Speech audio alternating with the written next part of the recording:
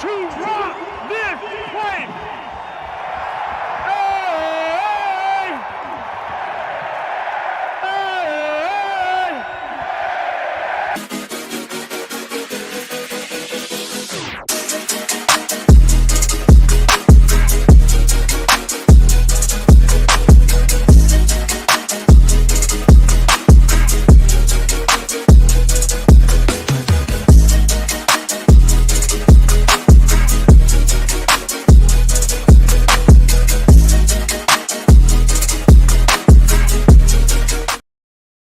Welcome to the Buffalo Sports Conversation Room, Season 3, Episode 13.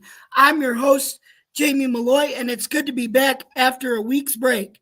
Let's get back to talking some Week 13 football or Week 14 football and bring on my co-host, Joe Dallio. So without any further ado, here's Joe.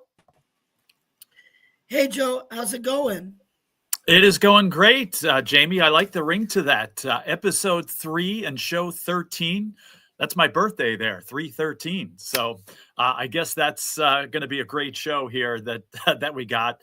And we had our bye week again. So just like a real football team, I think we're ready and refreshed to come back and provide some great information here. What do you think? Yeah. We put in the game plan. Now we got to execute, right? Yeah, there you go. I like it. Like Russell Westbrook used to say, we did a great job at executing. Executing, yes. So are you ready to talk about the Thursday night matchup between the 6, 5, and 1? Yes, that dang one, right, Joe? That's going to keep coming up. But it's also going to come up in another game, which we're going to talk about later, the Packers. Mm-hmm. Anyway, the Dallas Cowboys taking on the 7 and 5, but kind of inconsistent, but battle-tested Detroit Lions. Both of these teams have really been battle-tested, I think, at Ford Field. So on Detroit's first drive of the game with 10:50 left in the first quarter, Jake Bates from the UFL kicked a 38-yard field goal, bringing the score to Detroit 3, Dallas nothing. And the Cowboys returned the same on their first drive. It's also from the UFL, Brandon Aubrey kicked a 57-yard field goal with 8:12 left in the first quarter to knock the score at 3-all.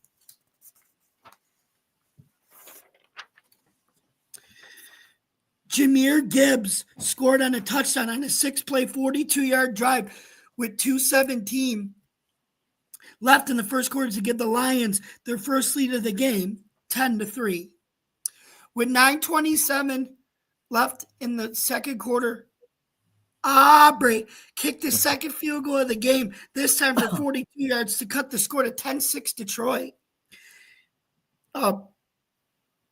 Next, David Montgomery, Alabama, scored on a touchdown on a 4-play, 53-yard drive, taking 1:48 off the clock with 4:36 left in the second quarter to increase the Lions' lead to 17-6. With 55 seconds left in the first half, Brandon Aubrey kicked his third field goal, this time for 55 yards, to bring the score to 17-9. With 4 seconds left in the first half, Jake Bates hit his second field goal of the game, this time for 47 yards to close out the half with a score of Detroit 20, Dallas 9. With 4:18 left in the third quarter, Isaac TeSlaa, or as Jason Derulo would say, Isaac TeSlaa, scored a touchdown on a 2-play, 14-yard drive to give the Lions the lead 27-9. With 10:43 left in the third quarter, Javonte Williams scored a touchdown on a 9-play, 66-yard drive to cut the score to 27-16 Lions. With 2:54 left in the third quarter, Brandon Aubrey kicked his fourth field goal, this time for 63 yards, cutting the score to 27-19. With 11:54 left in the fourth quarter, Jake Bates kicked his third field goal of the game for 46 yards to increase the Lions' score to 30-19. Ryan Flournoy scored a touchdown on a 4 play 70-yard drive, taking 158 off the clock with 9:57 left in the fourth quarter, cutting the lead to Lions 30, Cowboys 27. With 7:22 left in the fourth quarter, Gibbs scored a touchdown on a 5-play, 59-yard drive, taking 2:35 off the clock to increase Detroit's lead to 37-27. With 3:45 left in the fourth quarter, Brandon Aubrey kicked his fifth field goal for 29 yards to cut the lead to 37-30. Gibbs scored again on a 51-yard drive, taking 123 off the clock with 2:25 left in the fourth quarter to increase the Lions' lead to 44-30. And that's how the game would end. So, Joe, what do you think of the Lions bouncing back after another loss? Not a surprise, to be honest with you, and certainly not a surprise that we saw a ton of offensive fireworks here. To be expected, right, with these two teams and the way that they play. I got to say, Jamie, every time I'm watching a Cowboys game and I see Aubrey going to kick a field goal, I think I've said this on the show, guess whose voice is ringing in my head every time this dude goes to take a kick? Definitely. And I mean that as a positive. Just speaking of Aubrey, I mean, this guy just kicks field goals from everywhere on the field like it's nothing. You mentioned he had a 63-yarder. Oh, by the way, Aubrey had a 63-yard field goal. There was a day where 53-yard field goals were miracles, and now he's kicking 63-yarders just like it's nothing. So, kudos to him. The teams showed up and played as you thought. I mean, this was the type of game where and it's still the case based on the way things are playing out, that the loser of this game really had damaged playoff chances. And especially, I think there was more pressure on the Lions playing this game at home with the higher expectations. I mean, Dallas was expected to be maybe a playoff bubble team. Maybe they get in, probably they don't. And that's probably, that's where they stand at this point. The Lions, though, were, again, regarded as it will be a lot more surprising that the Lions don't get in the playoffs. And that was the prediction in the beginning of the season and even now. So I think more pressure was on them. You knew, again, both of these teams were going to come out firing and playing with desperation, more so the Lions, and the Lions ended up winning the game. And again, you can't criticize the Cowboys as far as their offensive production. In fact, they outgained the Lions, 417 yards to 408. So, I mean, it was very close. I believe Dallas had the more time of possession. They did by about 3 minutes in the game. But you want to win games like this, you cannot turn the ball over 3 times. The Lions didn't turn the ball over at all. So, Dak Prescott threw for a lot of yards, yes, but a couple of interceptions there. And, that was the difference in this game. Jared Goff had big time yards too, but again, didn't turn the ball over, 309 yards and a touchdown there. So that's the difference, in my opinion, in this game. And, besides the fact, again, I think there was more pressure on the Lions playing at home, playing, with the higher expectations. But, again, well-played game, but the Lions stayed true here and kept themselves right in the hunt, not only for, playoff spot, but still in the hunt for a division championship here as well. Dallas is going to probably have to win out. And I believe I didn't look at their schedule, but I think they got some tough games coming up here. So it's going to be really tough for them to get in the playoffs here, especially with a crowded NFC playoff picture. But the Lions got themselves in a good position here. And like I said, still in line to possibly win the NFC North. Mm-hmm. And, Joe, do you think that the Cowboys would have had a better shot if CeeDee Lamb didn't get hurt and had to leave the game? Yeah, of course they would have. A big part of their offense, obviously, probably the biggest part of their offense as far as, the receiving core, obviously. He still had over 100 yards in that game, 6 catches for 121 yards. So, great job there. And Flournoy, seems to be making more of a significant impact here. He had over 100 yards and a touchdown there. Jake Ferguson's been playing great all year, had another great game. So, certainly, excuse me, Lamb being out for a part of that game had an effect, but still, you can't turn the ball over 3 times, like I said, and that was the ultimate effect in the Cowboys losing this game. Mm-hmm. Okay.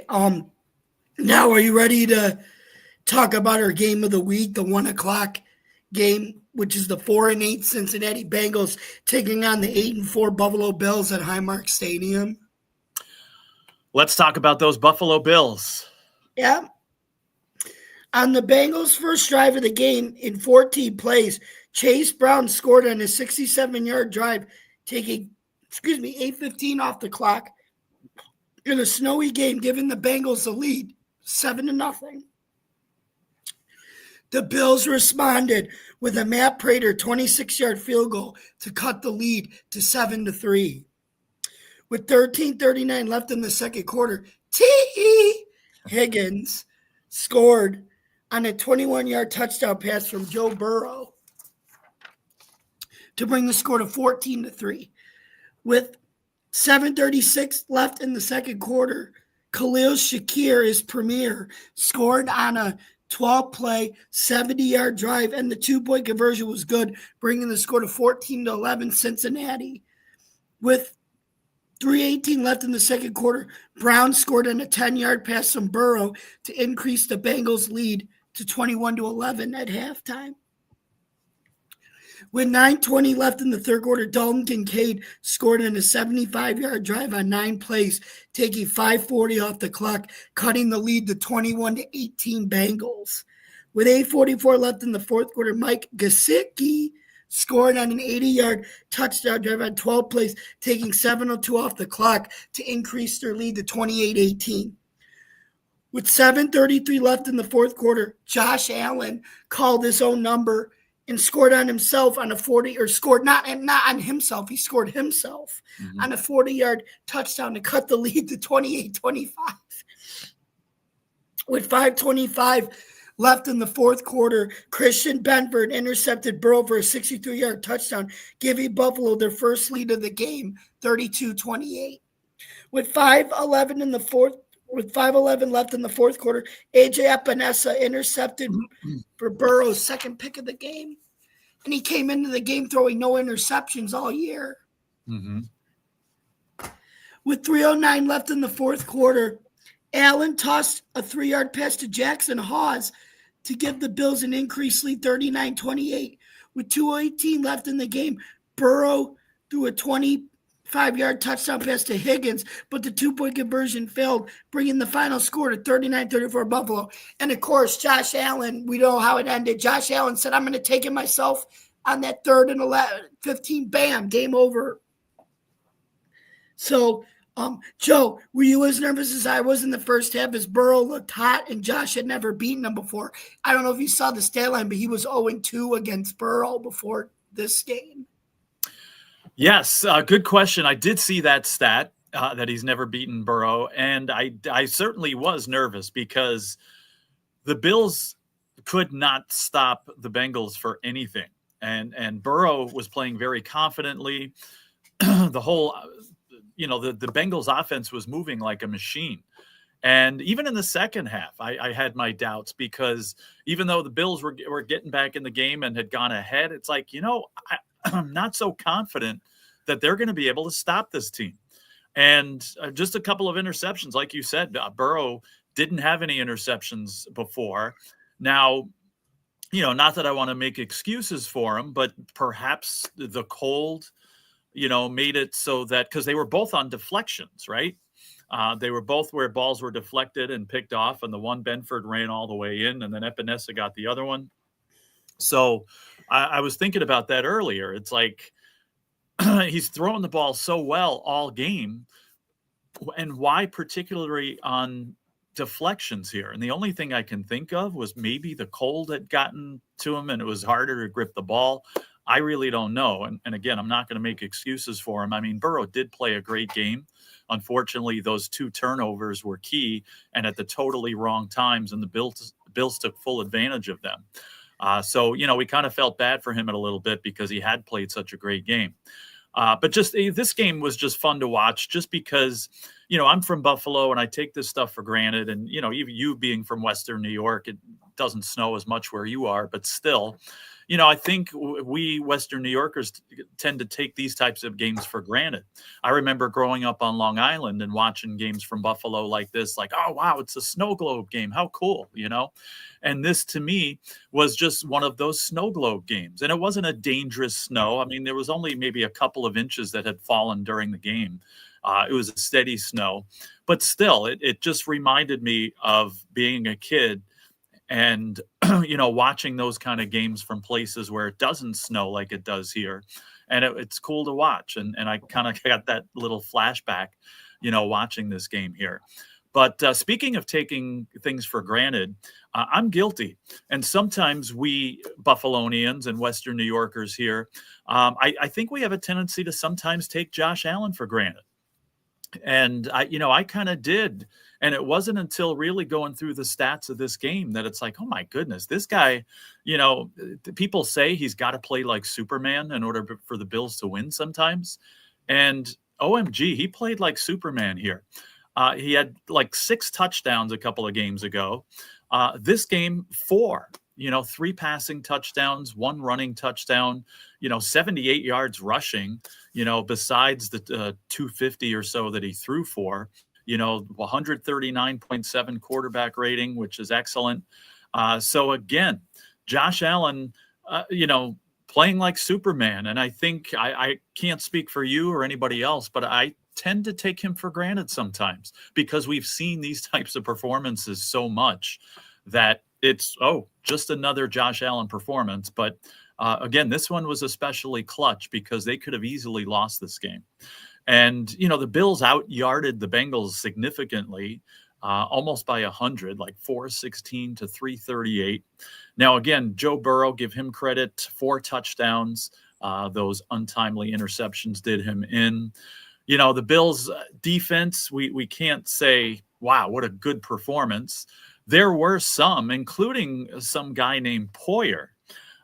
Speaking of flashbacks, I was getting like a 2021 flashback or 2020 flashback, seeing Jordan Poyer make some of the plays that he made in this game. He led the team with 8 tackles, and it seems like a few of those times were like clutch plays. And again, this is the Jordan Poyer from 5 years ago here. So, just some concerning things still. I was concerned again. Are the Bills ever going to stop this team? But they did. They figured it out. And, the offense certainly played their part and scoring 39 points. Now, again, you might say, well, a lot of people score big points against the Bengals, and that's true. But clutch performance by the Bills offense, figuring things out, getting it going when they needed to. And, again, receiving by committee. And, Cook having one of his typical games, not 100 yards, but he still had like 80. And again, Josh Allen rushing for 78. So, again, a big win, and we'll certainly take it. And, I haven't really talked to too many people about this game, so I'm curious to see, what your opinion is, and what were some of the strengths and weaknesses of the Bills, and what are some things that you thought stood out in this game? I think Cincinnati was playing so well that the Bills aren't usually built to come back from high shootouts like this, but they did it. They found a way to do it, even with a team that's not equipped to do it, which is even more impressive. Yeah. But yeah, I also thought though, Joe, did you notice even though Chase Brown's not a great running back, but he's still on pace for almost 1,000 yards. What did you think of the run defense actually playing well in this game, though. Even though Chase Brown had a touchdown, the run defense actually played better than the pass defense, and it's usually been the other way around. Yeah, that's true. And Chase Brown has struggled. He took a step back a little bit this year, as some fantasy owner friends would attest. He's been a little bit of a disappointment for them. Although you said, I mean, he's still potentially going to get 1,000 yards for the season. ESPN has him getting 997, which would actually be a career high for him because last year he had 990, which was a career high, and this is only his third year with the Bengals. But go ahead. Okay. I think people still expected maybe a little more from him. But yeah, I mean, give the Bills defense credit for stopping the run and something that they haven't done as well as they would like throughout the year. And, you could take the momentum from this. Obviously, you're going to have need a lot more performances like this and stopping the run a lot more as we get, towards the end of the season here and into potential playoff games here. So they could certainly use what they did here and take further steps to improve that even more. Because, Joe, guess what? Even though our run defense is like one of the worst in the league, did you know we have a top 10 total defense in the league? Mm-hmm. If you look at ESPN, our defense actually ranked 10th and that's with our run defense being so bad. Could you imagine where we would be if our run defense was good? We'd probably be a top 6 or a top 5 maybe. Right, I agree.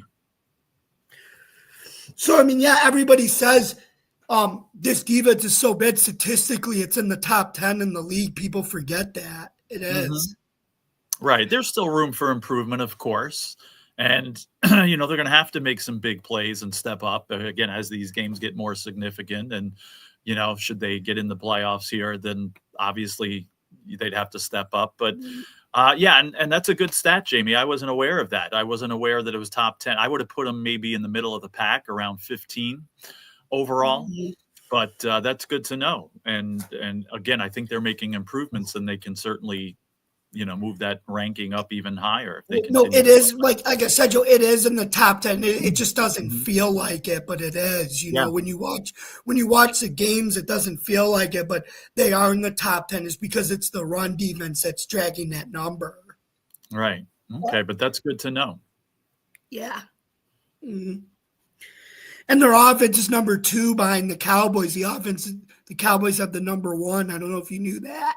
I thought, I wasn't sure who was number 1, but you saying the Cowboys, that certainly doesn't surprise me. And we're number 2, which is actually good. And that doesn't surprise me either. Mm-hmm. And that's with our offense being kind of one-dimensional, too, that we have the second best offense in the league. Mm-hmm. So, yeah.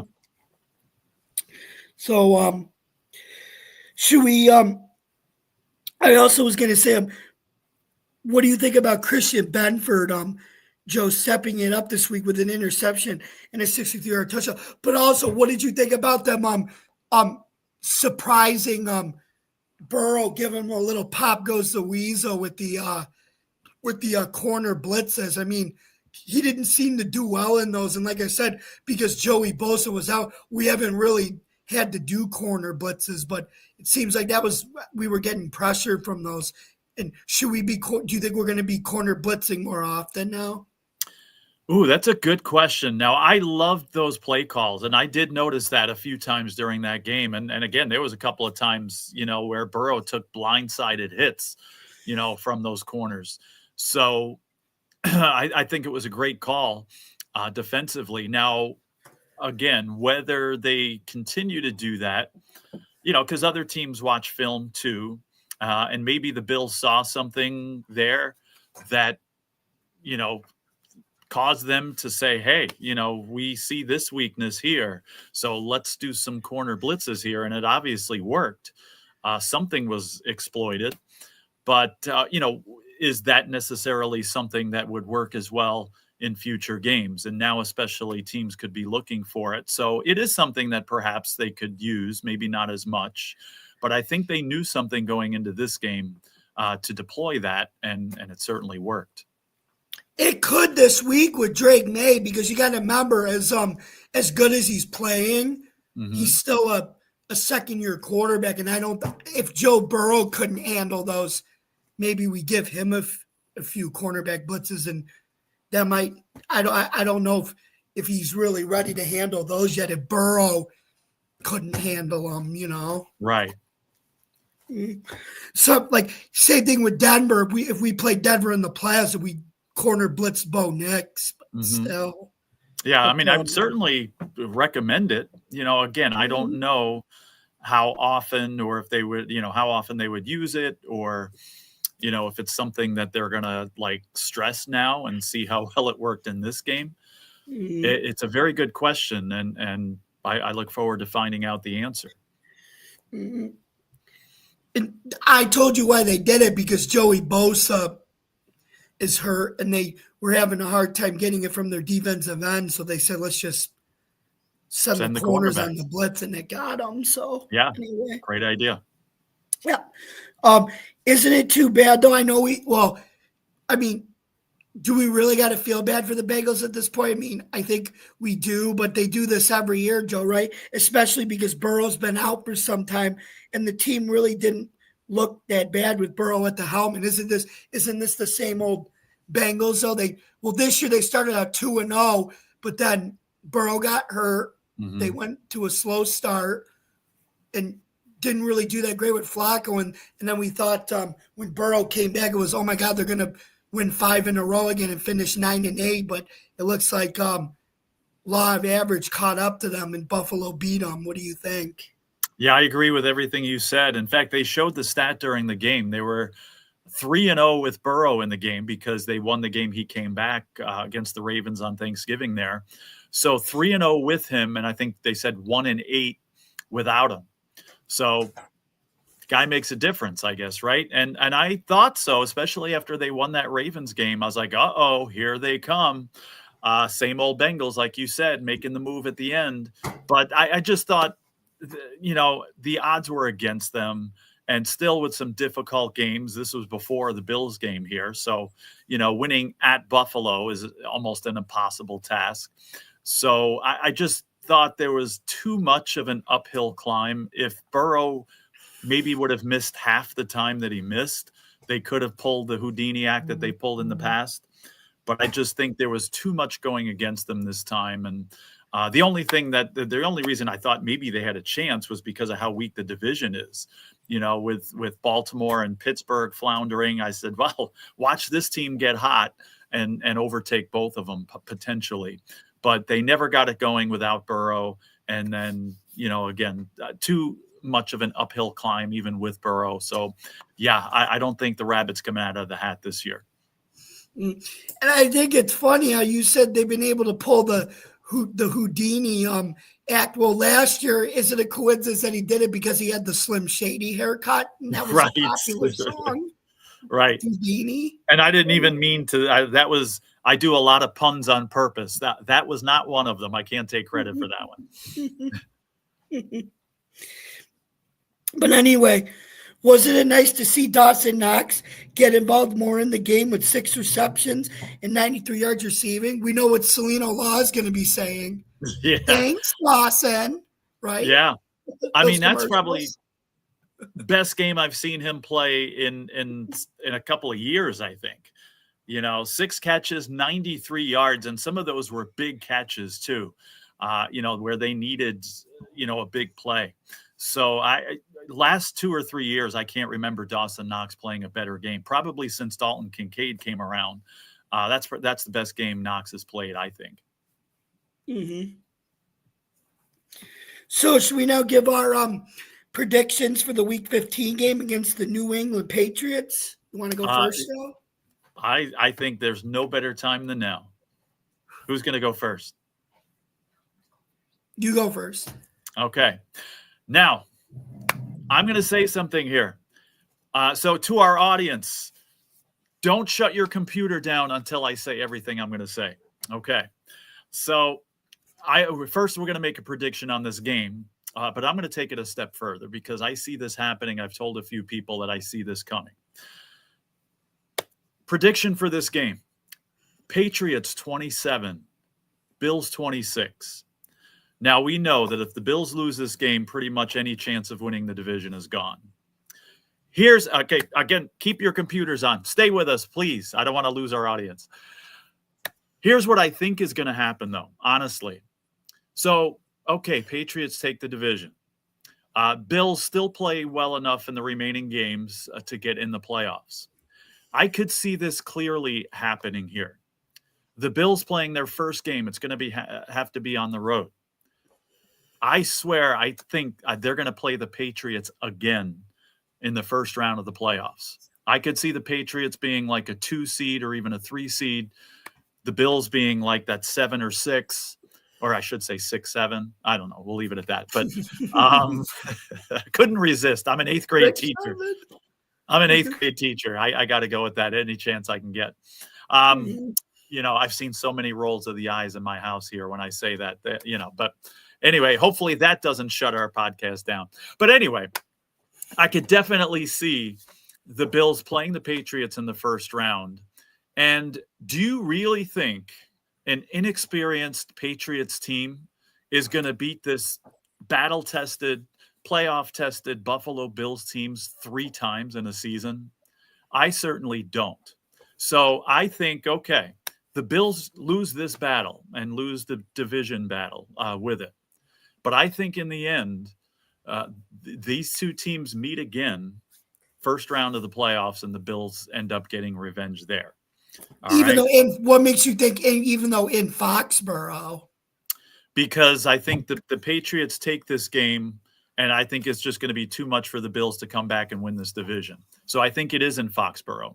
But again, the Bills win that game. What makes you think that they could beat them in Foxborough in the playoffs? So even if they lose this game, because I don't think the Patriots. I think the Patriots honestly are going to lose to whoever they play in the first round, and it's going to be in Foxborough.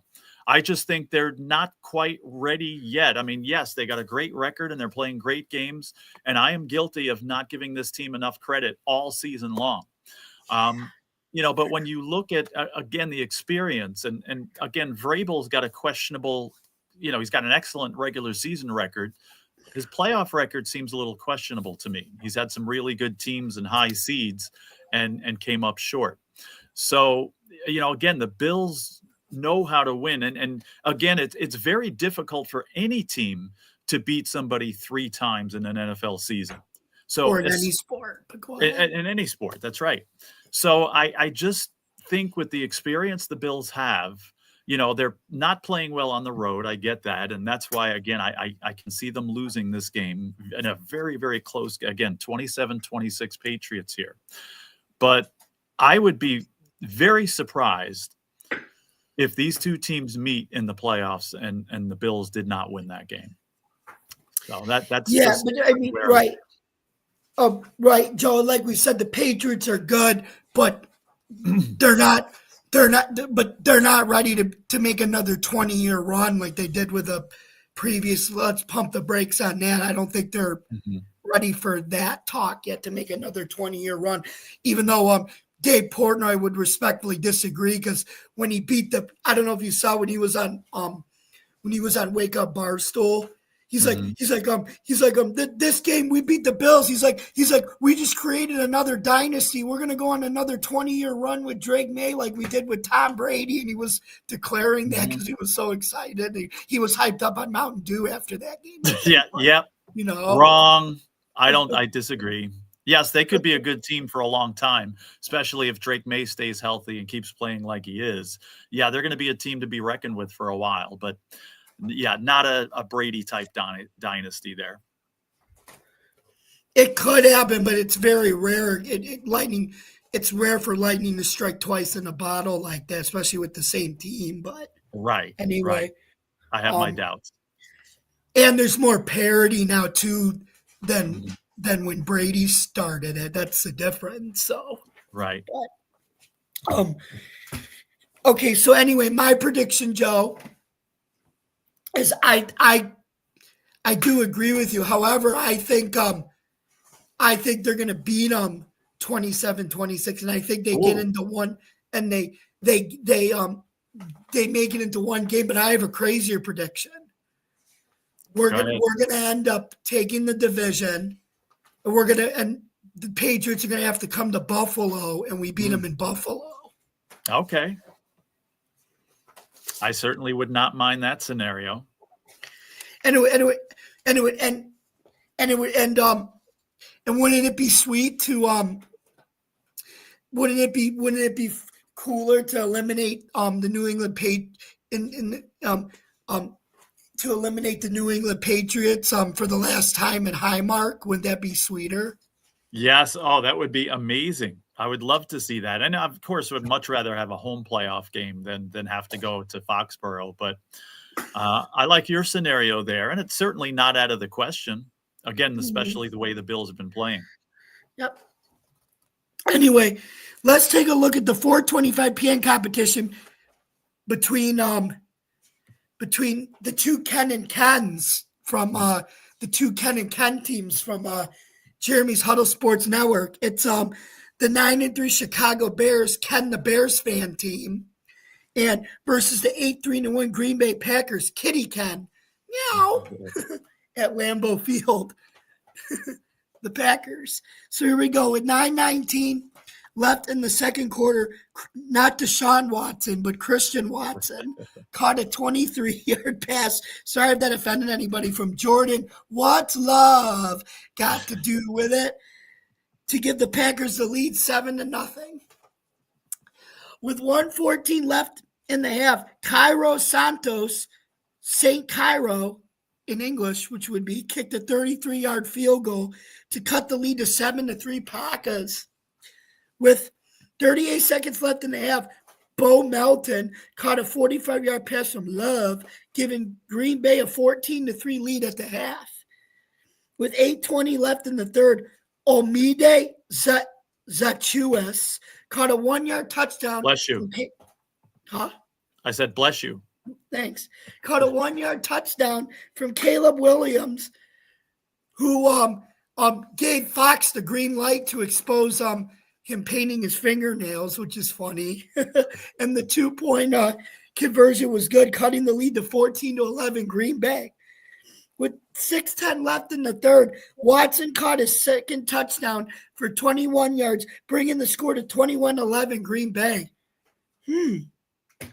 How funny is that? The second game on Fox was 21-11 Green Bay at the half, just like it was Cincinnati 21, Bills 11 at the half. That's right. And it's not a score you see every day either. Right. With 3:15 left in the third, Santos hit his second field goal of the game for 41 yards to bring the score to 21-14. With 8 minutes left in the fourth, Colston Loveland caught a 1-yard touchdown pass to knot the score at 21-all. And Joe, I have a question for you. What happens when you mix Jordan Love with Cleveland? You get Colston Loveland. With 3:22 left in the game, Josh Jacobs ran it in for a 2-yard touchdown, giving the Packers the win 28-21. So what do you think about the Packers taking over first place in the division over the Bears? Not surprised. I always thought since the first couple of games that the Packers were the best teams in that division, the best team in that division. Again, you got 3 teams fully capable of winning it, and that's still the case. I think the Packers are the best overall, though. I really, got what I expected in this game. I figured Packers would win by about a touchdown, and they were winning by more, and they looked like they might, make this, a real statement win.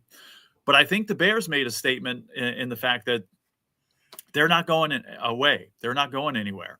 And they made a nice comeback to the point where I thought, oh my goodness, they could take this game away from the Packers.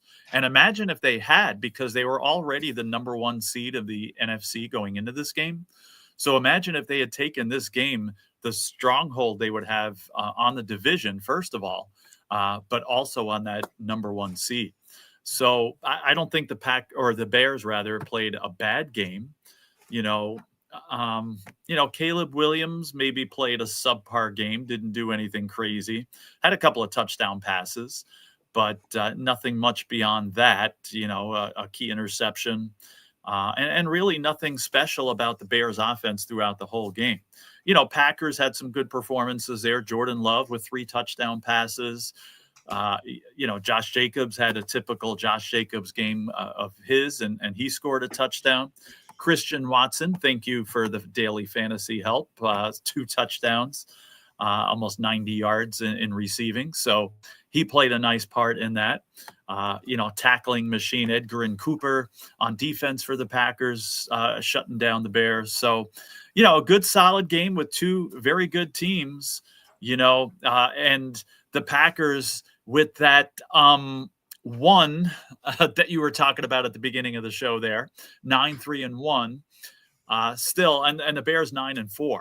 So certainly a long way to go here with 4 games left for these teams, and still a lot of things that can happen in the division and in the conference. But again, as a neutral observer, we got to see an entertaining game here, and both teams playing decent. And the team that I think is slightly better ended up winning. And Joe, why do you think on that 4th down play, Caleb Williams didn't try to run it and pick up the first down? And instead, he threw the ball and got picked. I don't know if you saw that. I think he should have ran and he would have gotten the first down. Yeah, I can't answer that. I guess, only Caleb Love can answer that question. And it's easy in hindsight to look back. I agree with you, though. I think he would have had a much better chance running it and a lot less chance for error, But, you're in that situation and you got to make a quick decision. And that's the decision he made. And unfortunately, it was the wrong one. Mm-hmm. Yep. And now drawing our attention to the Sunday night matchup between the 6-5 Houston Texans, 7-5 Houston Texans facing the 6-6 Kansas City Chiefs. Did I read that right, Joe? 6-6 Chiefs, 7-5 Texans. I've already fallen over a few times. I'm still in shock about that. But, yeah, I think you read it right. Yep. At Arrowhead Stadium. Anyway, with 4:18 left in the first quarter, Kai Fairbairn kicked a 35-yard field goal to give the Texans the lead 3-0. With 9:24 left in the second quarter, Woody Marks caught a 9-yard touchdown pass from C.J. Stroud, giving the Texans the lead 10-0. Or as Woody Marks would say, reach for the sky. Like Woody from Toy Story. Anyway, that's actually they gave him that nickname because he likes Woody from Toy Story, and he actually dressed up as Woody for Halloween last year. That's why they call him Woody Marks. True story. Mm-hmm. With 9:52 left in the third quarter, Kareem Hunt scored a touchdown on a 2-yard run, cutting the score to 10-7 Texans. With 1:50 left in the third, Harrison Butker tied the game with a 36-yard field goal at 10-all. With 10:56 left in the fourth quarter, Dare Ogundale scored the go-ahead touchdown to put the Texans ahead 17-10. With 30 seconds left in the game, Fairbairn kicked his second field goal of the night, giving the Texans the win 20-10. Wait, Joe, the Chiefs actually lost the game at Arrowhead. They've been 5-1 this year at home. That's it. You talked about Toy Story and some of the stuff from there. I've been singing another song from a different movie after this game. It goes like this. Ding dong, the witch is dead, the wicked witch. Ding dong, the wicked witch is dead. I think we can officially say that. Finally, after all this time. I'm in shock that we're even having this conversation. But there's no way I could see the Kansas City Chiefs coming back and making the playoffs now. You sound exactly like Craig Carlton. Craig Carlton was singing that today on his show. The Jets guy. He was singing "Ding Dong, the Witch is Dead" on his show. I didn't even know that, and I'm sure there's millions of other people singing the same song with the same smile on their face that I have. I really, again, certain teams like the Patriots, like the Broncos, I have not been giving credit to all year, the credit that they truly deserve. I'm constantly wrong when I think they're finally going to fall, when I think they're finally going to lose. There's again a bunch of teams like the Patriots and Broncos specifically out there, Bears even, that I'm not giving enough credit. Well, the Chiefs are one of those teams all year that I just have given too much credit. I picked them to win the division in the beginning of the year. This game, so many games that we've played up until this point, I said, no, this is the Chiefs breakout game. This is the one where they show that they're the Chiefs. So I said the same thing in this game. The Texans were playing, they had won several games in a row. They were playing over their heads, I thought. That's another team I'm not giving a lot of credit here. But they were playing over their heads. Again, the Chiefs playing desperately at Arrowhead, like you said, there's no way that the Chiefs lose this game, and whatever the spread was, I think it was only 3. I was like, are you kidding that this is only 3.5? I said, this is one of the most easy wins I'm going to have the entire football season. And, I guess that's why my wallet is a little lighter this week, because I was 1,000% wrong about that. And I'm at a point now where I think there is not going to be any breakout game from the Kansas City Chiefs. Now, you said you were, the beginning, before you described this game, you thought like there must be a misprint or there must be something wrong with this. Well, I was looking earlier at Patrick Mahomes' stats. There must be a misprint here. Because that golden quarterback rating that I rave about, and I think is the truest indicator of the type of game a quarterback has. And I think the highest you can get is like a 156 or 159 or something like that. Do you know what Patrick Mahomes' quarterback rating in this game was in the biggest game of the year for the Kansas City? It was like 19.8 or something. That's exactly what it was.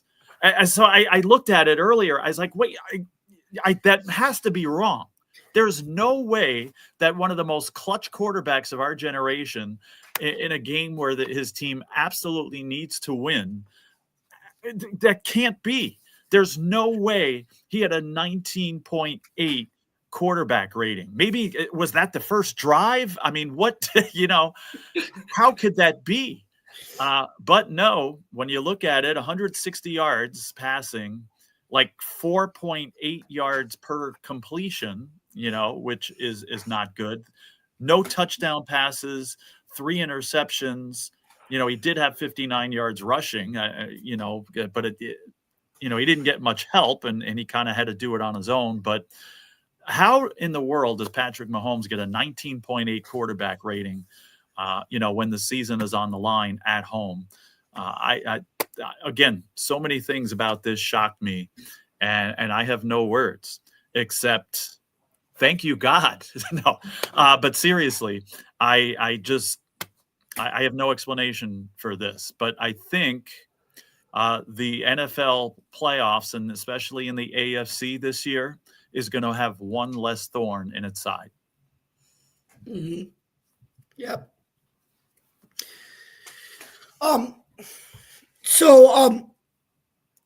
But Joe, the one thing is, though, that Texans defense is for real, though. That's the thing. That's the one thing you didn't give them enough credit either, I think. No, I am now, though, because I've seen the games that they've played. And now I'm blanking on who did they play after the Bills? Do you remember? Because they played another pretty good team there. The Colts, right? Colts, yeah, and they beat them. So, the whole country, excuse me, the whole country saw the Texans defense against the Bills and sacking Josh Allen 8 times. They saw them stop the machine that the Colts were. Unfortunately, their season is done, which I hate to see that, especially Daniel Jones and the comeback that he had. But again, the Texans completely shut down the Colts' firepower offense. And now, just again, one of the reasons that Patrick Mahomes had as bad a performance as he did is that Texans defense. So they're reminding me almost a little bit Again, I'm not getting too carried away here, but remember how that Ravens defense in the early 2000s was like unbeatable and just getting better and stronger and impenetrable as time went on? That's starting to happen here with this Houston Texans defense. And you want to talk about legit and you want to talk about real. I'm done not giving them enough credit because they are absolutely for real. They were 0-3 to start out the year, too. Everybody was ready to write them off because their offensive line was really bad. Right. And they're not winning it with offense, that's for sure. But this defense, I mean, some of the best offenses in football have floundered against them.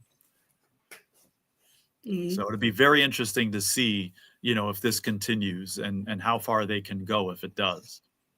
And Joe, speaking of Mahomes having a 19.8 QBR rating, what do you think of the fact that this was the second game where he was held to under a 50% completion percentage? And Joe, I wonder who was the first team to do it this year. Oh yeah, that's right. Couldn't be the Buffalo Bills, was it? It was. Yeah. So I just don't know. He seemed off. Now, again, he's missing. He doesn't have some of the weapons that he had. And even some of the weapons that he does have, as in Travis Kelce, Kelce playing as a shadow of himself. And he still has some good games. But, offensive line being what it is there. Again, this is modern day, parody NFL. And the fact that the Chiefs, what they win 9 division championships in a row or something like that. Yeah. The fact that they were able to keep that going as long as they have. And again, don't think they're completely done. I mean, with as long as Mahomes is there, they have a chance. Again, may have to go through some retooling here, but for this year anyway, again, I mean, credit to the Chiefs. Again, we hated seeing their dominance over all these years. But again, you got to tip your hat to them that it lasted this long, but it ain't going to happen this year. That's for sure. Yeah. It's part of that's our fault. We should have ended their dynasty the last 2 years, but that's a conversation for another day. Right. By that, I mean the playoff game last year and the one where they beat us in Buffalo. Right. Where Bass missed the field goal. We could have ended their dynasty a lot sooner. That was our fault. But anyway, what do you think about the Chiefs potentially missing the playoffs for the first time since 2014? That's right. Andy Reid's second year coaching the Chiefs when they were 9-7. Alex Smith was the quarterback then. Yeah. As far as the Icona Pop song, I love it. That's it. I love it that they're not going to be a part of this playoff picture. Again, compliment them for all they've done. I mean, who besides the Patriots, wins 9 straight division championships in this modern day NFL? The Bills won 5 in a row. Could be 5. 6. But. Right. But still, it's very, very difficult to do. And the fact that they did it is incredible. And again, it's not going to happen this year. And I think we're finally going to get a peaceful playoffs without the Kansas City Chiefs this year. Mm-hmm. Yep. Oops. Sorry, Joe. You're back on. All right. Accidentally hit you out there. My bad. No, we'll just say I tripped and fell. Okay. Anyway, well, it looks like we come to the end of our show. So, Joe, where can we find you in the social media world on Tuesday, December 9th, 2025, the second Tuesday of December? Oh, my God. Did you just say December 2025? How in the world did we get to this point? And we were talking about this backstage. How in the world did we get to week 15 of the NFL season? God only knows. I mean, just time goes faster and faster. They say as you get older, time goes faster. And I'm certainly not that old, and you especially are not. But it's flying, and things are going really fast. But things are going to get good in the NFL here, even better than they've already been. But again, Joe Dell Sports, I am on Twitter X. You can find my takes there. And, shows like this one. and definitely, again, lots of good stuff coming up. Mm-hmm. And then you can find me, yours truly, on Bill's Chat 1 at Bill's Mafia Chat, and also at Jamie Malloy, the unbiased journalist, at DJ Dogtags on X, and theforkball.com, where I write about all sports. Don't forget to subscribe to our YouTube channel. Don't forget to like, comment, ring the bell for all notifications. For more content on Driving to the Top production, you can visit our YouTube page, Twitch stream, Facebook stream, wherever you get your podcast. Thank you much for listening. And remember, folks, this is a must-win game for the Bills this week against the Patriots to keep their division hopes alive. Let's all see how Grandpa Phillip Rivers fares for the Indianapolis Colts at age 44 in his tryout this week. And can the former Super Bowl champs beat any team moving forward? And that's, of course, the Philadelphia Eagles. Mm-hmm. Fry, Eagles, fry, like Jeremy says. Anyway. And the quarter friend, Chris Berman. I apologize for my voice, guys. I won't be able to scream it like this much, but I'll do my best. Nobody circles the wagons when Allen is 0-2 against Burrow and the Bengals are trying to get hot and the Bills finally get it done like the Buffalo Bills. See you next week, folks. Have a great week, everybody. Bye.